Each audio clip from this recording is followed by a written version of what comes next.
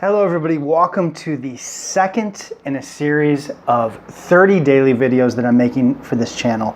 If you saw the video that I did yesterday, you'll know that I intend to make 30 daily consecutive videos for this channel. My goal is to create more valuable content for this channel and also to gain more subscribers in the process.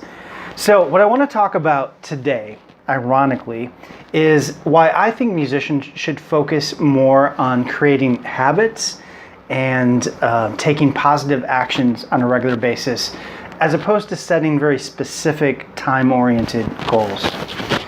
First, though, I think we should distinguish between the two types of goals that exist. I think there are essentially two different kinds of goals you can set for yourself. One, the first example, are goals that are entirely within your control. So a good example of this would be something like weight loss. Let's say you want to lose 10 pounds over the next 90 days. This is the kind of goal that if you eat the right foods and make the necessary dietary adjustments, if you go to the gym, if you exercise, if you take the right actions, you can lose 10 pounds in 90 days. It's entirely within your control. Nobody's going to stop you. Nobody is going to hold you back. It's entirely up to you. On the other hand, there are goals that involve other people. And music licensing is a really good example. A lot of musicians come to me and they say, my goal, Aaron, is to I want to license 5 tracks over the next 90 days. Now, I'm not saying that you shouldn't have goals or that having these types of goals are bad, but they're inherently flawed in the sense that licensing 5 songs over the next 90 days isn't something that you can entirely control. There's other people involved. There's music supervisors, there's music publishers, there's music library owners. There's all these different people and elements and variables that are outside of your control.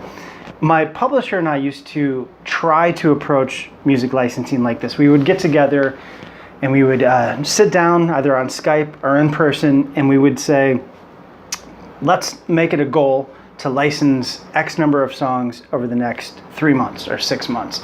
And almost invariably, when we would create these sorts of goals for ourselves, the time frame that we created would come and go, and we would almost always fall short. We would tend to get a little bit discouraged, and then normally what would happen is we would keep making new music. We would sort of forget about our original goal, and then maybe 6 months later or 9 months later, or even a year later in some cases or more, we would start to license these tracks. Maybe one would be licensed here, then we would be notified that another song was licensed here, and so on and so forth.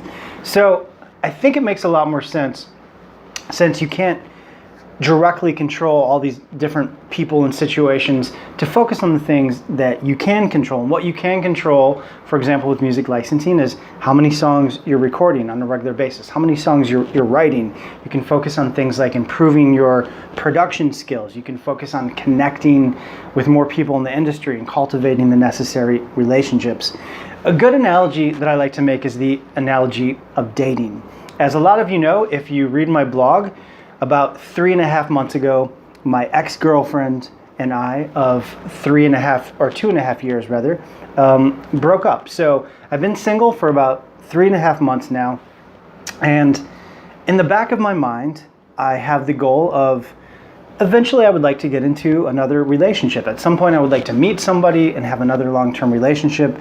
It's a goal of mine, but I don't really have a specific time frame or date attached to it, because I realize that it's sort of silly to approach relationships this way, because it's not something I can entirely control. I don't know when I'm going to meet the next person that I truly connect with. I don't know where or how that will happen.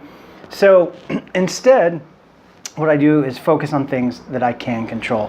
For example, I'm going to the gym every day. I'm eating well. I'm trying to dress better. I'm trying to socialize as much as possible.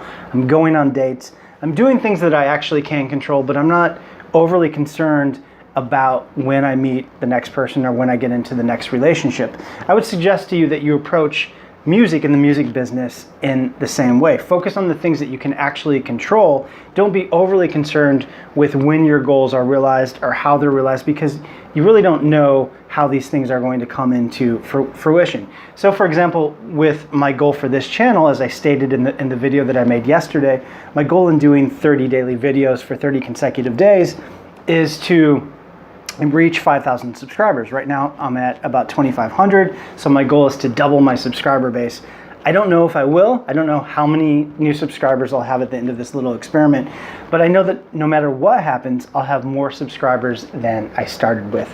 I know that every time I make a new video and post it to this channel, I always end up with new subscribers.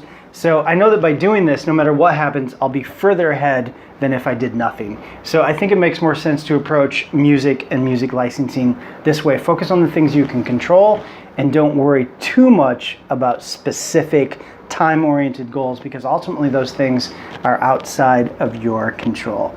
So that's it for this video. Until tomorrow, when I post the next video, I'll see you guys soon.